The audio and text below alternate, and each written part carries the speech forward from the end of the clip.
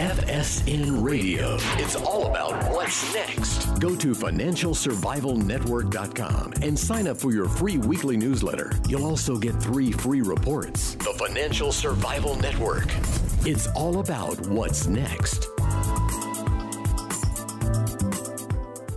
Welcome. You are listening to the Financial Survival Network. I'm Kerry Lutz. It's June 13th, 2017. Bitcoin and all the other alt currencies, cryptocurrencies keep going up. I mean, this time is really going to be different. I'm sure of that. So invest to your heart's content. There is no risk. And Jeff Berwick is with us now. Jeff, welcome back. It's been a while.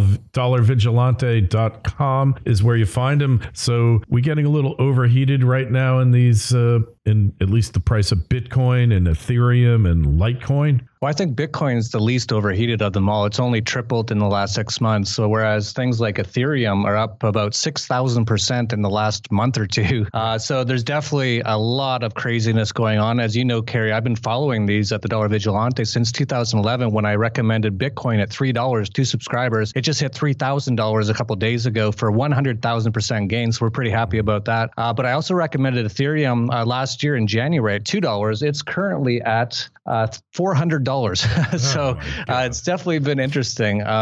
I think definitely there's signs of overheating here, obviously. I think this is just obvious. But at the same time, we have to realize this is an absolute, and this is what I've been saying since 2011, this is an absolute evolution in money and banking and finance. This changes the entire game. So, how far into a bubble we are, you never know until it pops. But definitely some things are getting a little crazy out there. It is a bubble, though, right? I mean, the problem with being in a bubble is you don't know it when you're in it, only after it pops, right? Yeah, I'd say Bitcoin, you could say, isn't necessarily in a bubble. It's really, I predicted this year in 2017, last year in November or so, when Bitcoin was around $700, I was asked my prediction for 2017 Bitcoin price, and I said $2,900, I believe, and it just hit that a few days ago. So that is quite standard from what I expected from the fundamentals of Bitcoin and what I'm expecting of the growth in the supply and demand of Bitcoin. But these other altcoins have absolutely gone into uncharted waters. This is even higher than the tech bubble, which I was around for. This makes the tech bubble look like nothing, things like Ethereum and Ripple. Yeah, what do you do with them anyway? They're not mediums of exchange. They're currencies in name only, right? It's and unlike Bitcoin, which just kind of got adapted by everybody, or adopted, I should say, these things are like there's people out there issuing them just to make money here and just hopping on the bandwagon, right? Well, yes and no. Definitely things like Ethereum. I've been covering Ethereum for, since about 2011, 2012 as well, even before it even existed. I knew the people who were creating it. And I said, this is going to be huge when it comes out, because what it is it's not just a currency. Actually, I wouldn't even call it a currency. I'd call it a entire platform that you can create smart contracts on. So this changes all this stuff is actually world-changing stuff. That's why it's so exciting. That's why people are getting pretty carried away right now. But at Ethereum rising so much, at $400 now, it was just at $10 about 4 months ago or 5 months ago. So it's gone a little insane, but you're seeing major companies buying into these things right now. Companies like Microsoft and all these sort of companies, they're starting to get why this is a big deal. So this is, it's really hard to say. It's just like the tech bubble. Back then, I remember, is Yahoo going to go to $1 trillion or is it going to go to zero? We all know what happened with that one. Yeah. Amazon, people didn't know. We know that's done very incredibly well. Pets.com and bingo.com and all those are gone. So there's going to be a lot that'll be gone in the next couple of years from the crypto space, but there's going to be some that are going to be absolutely massive, and that's what people are speculating on right now. Yeah. So which ones do you see as being the survivors from the inevitable shakeout? Oh man, that's a tough one. I always stick with Bitcoin. Bitcoin is by far the most proven and the biggest as far as actually having an entire infrastructure. The actual Bitcoin infrastructure is absolutely massive. It cannot be competed with on any level. It's the biggest supercomputer in the world times 500 or something like that. It's nothing can even come close to the actual processing power of Bitcoin, and that's the actual power behind it. And that's very important because that makes the network very secure. No one can necessarily hack it or destroy it by coming on and attacking all the computers that are mining it. There's just too many of Bitcoin. Now, once you get, and Bitcoin itself actually has a lot of problems, as some people know this. It's very slow right now because so many people across the world are starting to adopt it, as you said. It's also becoming a lot more expensive to use. I just did a Bitcoin transaction yesterday. I sent $50 to a few people. I was giving away Bitcoin on our YouTube channel. And for $50, the fee was something like a couple bucks, I believe. So it's quite high. It used to be almost nothing. So that's because the Bitcoin network is becoming so massively used. The amount of people using it now is so big that it's slowing it down and it's making it more expensive. Now, there is fixes for it, and they might come online this summer. But in the meantime, Bitcoin itself even has some problems. So people have to be aware of that. And then you get into a lot of these other coins. Ethereum, I don't even know what to say about Ethereum anymore. Ripple's interesting. It's sort of like a bank coin. I actually never really touched it because of that. There's a few others that I like. Dash in particular, I like. It's currently around $180. It was around, I think we recommended to subscribers around $20 about 6 months ago or 4 months ago. So that hasn't gone crazy yet. But there's many different coins coming out, and they're not necessarily just currencies either. That's the point. Like I said, Ethereum isn't really a currency. There's things like Steam, for example. That's backs a completely decentralized blockchain-based social media network that could potentially become bigger than Facebook at some point. It's currently at $2.30, which is a $240 million market cap, and that's up from about 20 cents about 2 or 3 months ago when I recommended it. But the space is fascinating, but there's going to be a few winners and a lot of losers, and people really just, if they're going to get into the space, they really need to know what's going on. Yeah, that they do. So how does Steam work exactly? I'm not really up on that. I've seen you mention it on Facebook a number of times, but I'm not really sure about it. Yeah, I mentioned it on FBI book a few times. Steam is essentially a social media network that's backed by a cryptocurrency. So if you go to steemit.com, STEEMIT.com, you'll see there's a number of blog articles there, and you'll notice that each of them that you see has a dollar value beside it because people who actually post on the site make money. Now, a lot of people, when I first said this came out about a year ago, and I was the first person to get onto it and say, this could be huge. A lot of people said, oh, it sounds like a Ponzi scheme. It sounds like a scam. Well, it's not really. It's actually, this is what's going on in the cryptocurrency space. It's so absolutely fascinating. With Bitcoins are created by miners. So people have to spend a lot of time. They have to have a lot of capital costs and a lot of expenditures on electricity and other stuff like that to create Bitcoin. And Bitcoin miners get 100% of the reward from creating Bitcoin. Right. With Steam, the people who mine the Steam only get something like 25%. The other 75% is given out to whoever creates the best content that's the most liked on the site. So people can upvote content on there, and then they will actually get the Steam that is being created from the mining instead of the miners. And so it's absolutely fascinating. It's doing quite well at the moment. And there's people on there making hundreds or even thousands of dollars a day just posting content. So at the very least, I suggest to anyone who creates content, including yourself, Kerry, I would post each of your shows on to steemit.com. And I wouldn't be surprised if you made $100, $200, $300 for each post. That's how it is at the moment, just from posting on the site. So it's absolutely fascinating. There's so much going on in this space. We could go on for hours. That's just amazing. Well, hey, I'm on it now. I am doing it. This is going to be a Berwick success story, yet another. All right. I'm going for Steemit. And it's just an incredible time here. You know, we're hanging around, we're looking at computers, and I know you're into this. For the past 4 or 5 years, Jeff, there really has not been a whole heck of a lot that's happened in computers. You know, you can have a 4 or 5 year old computer and do stuff on the internet with no problem at all. Whereas 10 years ago, if you weren't up to the minute with your computer, with your technology, you were going to get left out. So we've been in this kind of like technological plateau, if you will. And now I see things happening. I think we're about to go to another level in computing. I mean, yeah, the smartphones, don't get me wrong, the smartphones have evolved. But if you look at the first Apple iPhone and this one, there's a lot more similarities than dissimilarities. Just the newer one's much more powerful, a better display, but the technology is just plateaued. So where do you see it here? What do you think is going to happen next? Yeah, I think you're totally right that really not much has been all that exciting in that space. Like, I think the actual ways to utilize the internet, which would be your cell phones, which of course everyone in the world has one now, or a computer, it's only so good those things can get, unless you want to talk about virtual reality and all those sort of things, which are coming on stream a little bit. But other than that, there's only so many, so you have HD, then you have 4K. What do you got got 20K. Okay, it looks a little bit better. It's not going to be a huge advance, I don't think, in those terms. But what's happening is the way to use the internet is changing dramatically. And that's what these cryptocurrencies are actually signifying. So we actually have Bitcoin is a currency that actually doesn't exist anywhere.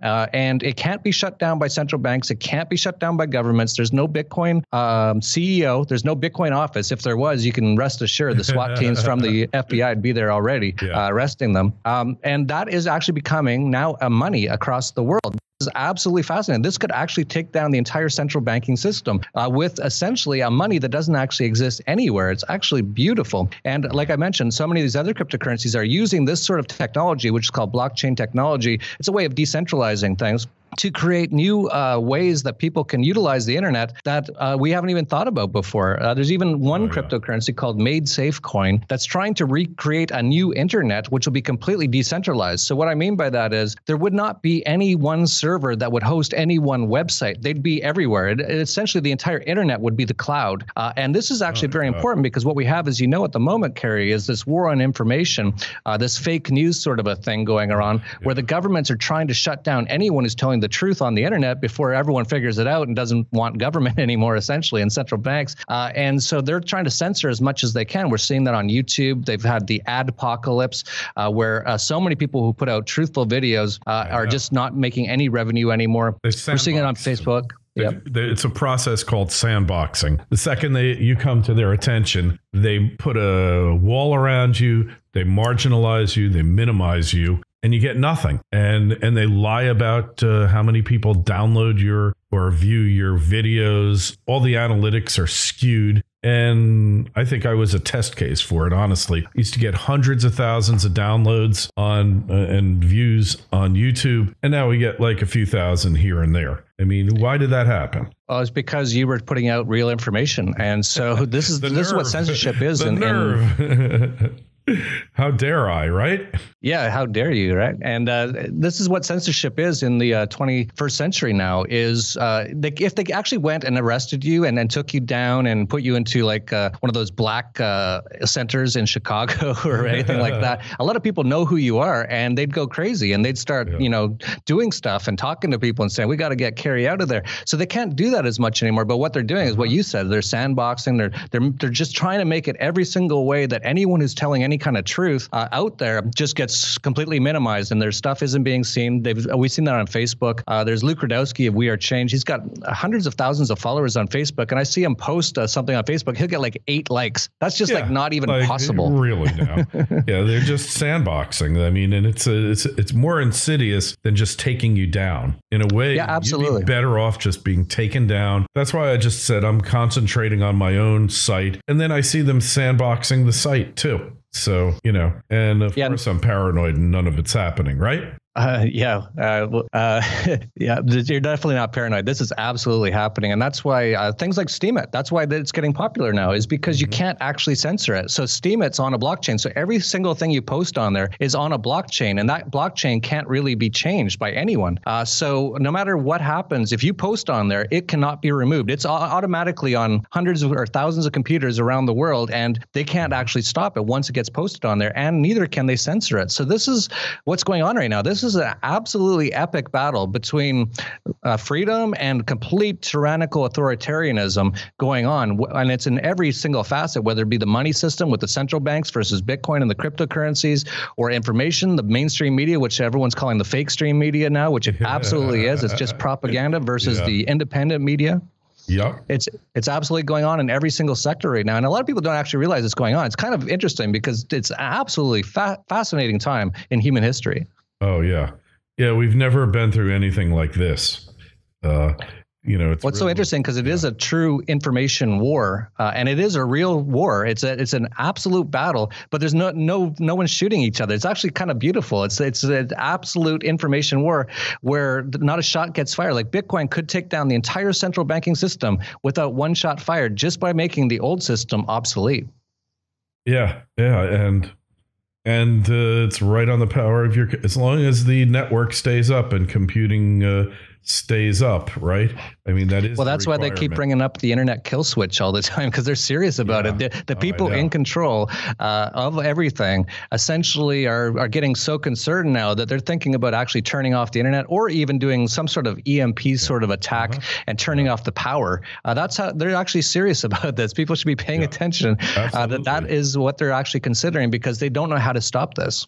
Yeah, they really don't. And then that's it. It's an experiment that, Frankenstein just got totally out of control. And you wonder where Bitcoin originated from, if it was some type of government plot to track you, to track everyone. And then, they just lost control of it. I don't believe in that theory because there was nothing like Bitcoin before Bitcoin. So why would the people who control the government create something so revolutionary? If you look back to Satoshi Nakamoto, his writings before he created it, he was incredibly anarchist, incredibly anarcho-capitalist, writing about, this will take down the central banks and all that kind of stuff. And so I don't believe that this would be done by the CIA or the people who control the government. It's just too revolutionary. But if it was, and we can bring up the internet, a lot of people bring this up, that some parts of the internet were semi-created by the government. Some of it was created at CERN. Al Gore says he created the internet, but that's a joke. He's obviously a sociopathic liar. But parts of it were created by government. Yeah. For sure. It was DARPANet before it was the internet, and they created it to facilitate the development of new weapon systems. I mean, that's pure history. But once they let it out of the bag, it's so much more than that now. I mean, yeah, so it could be the case that they accidentally created the internet, but that will actually destroy them. And they accidentally could have created Bitcoin, I suppose. I don't believe it, but it is possible. But it is open source software, so no one controls it, and it's getting out of their control if they did. It's a hypothesis of which I don't think there's any way to prove or disprove it. So you either believe it or you don't. I tend to think probably not, because it's just a lot of trouble to go through for a very questionable result, which we're seeing now. So based on the results of what they've done, unless that was the intent of somebody all along, I just don't see it as being the case. But hey, you never know when the proof's going to come along, because you see with all the leaks, the hacks, and everything else, they're not very good at keeping secrets anymore, are they? Yeah, and not a lot. And they seem to be kind of like allowing a lot of these secrets to come to light now, which is kind of interesting. We're in a very interesting time. The internet is forcing them. They can't just keep lying constantly about everything anymore. They have to actually admit to some of these things. So we're seeing, a lot of the people who control the governments admitting some of these things now. So it is interesting. Like, it's absolutely fascinating time in history. And most people are just sitting on their couch watching, I don't know what they watch nowadays, the Kardashians and not even know. And if they're on the internet, they're watching like cat videos. It's like, you guys should be paying attention. This is pretty fascinating what's going on right now. Yeah, and a little important too. So, hey, what do you think the best way to play it? And is it time to take a breather here, or are there still some opportunities here? Well, you talking about the cryptocurrency space? Yeah, the cryptocurrencies, sure. Oh, absolutely. For people out there, if you haven't gotten into it yet, just start to get into it. I've always said this. I've said this since 2011. Just start using Bitcoin. Get a Bitcoin wallet and just start using it somehow. And you will see that's what happened to me. As soon as I used it, I went, this changes everything. It's amazing. You could have $1 million in Bitcoin and send it to someone in China for very little money, and it'll happen almost instantly. It depends. It might take a few minutes. Could even take a few hours. It's quite slow right now. But no one can stop it. No one would even know who sent it or who received it. It's absolutely beautiful. So that's, if you haven't even looked into it yet, look into it. This is very real. This is going to change the world. This is not going away. Even if Bitcoin, for whatever reason, dies, there's going to be another Bitcoin. This idea, it's like they always say, good ideas can't be stopped. And this is an amazing idea. And a lot of people are just catching on to that now. And that's why some of these cryptocurrencies are going crazy, because a lot of people are catching on to what I saw in 2011 is that this changes everything. So for people out there, I actually have a 4-video tutorial. Just and it's all free. Just go to $1 dollarvigilante.com/bank, BANK. And I actually will show you all the great things about this technology. And if you follow it all the way through to the end and you end up subscribing to our newsletter, I'll send you $50 in Bitcoin, your first Bitcoin, directly from me personally, if you go and watch those videos. So like I said, just start getting into it. If you don't know anything about it, just start looking into it. This is sort of like what I was telling people about the internet in 1993. A lot of people didn't know what it was. And I was like, just start using it. Once you start using it, you'll see why this is going to change everything. And it's the same for cryptocurrencies. Absolutely. No, I'm with you on that. So dollarvigilante.com, that's the place to go to. If you got any questions for Jeff, myself, email me, kl@kerrylutz.com. The Twitter feed is @KerryLutz, and the FBI book, as you called it, is Financial Survival Network. Hey, we'll follow this, and hey, it's good to have you back on. We'll talk to you again soon. My pleasure, Kerry. Thank you. FSN Radio. It's all about what's next. Go to financialsurvivalnetwork.com and sign up for your free weekly newsletter. You'll also get 3 free reports. The Financial Survival Network. It's all about what's next.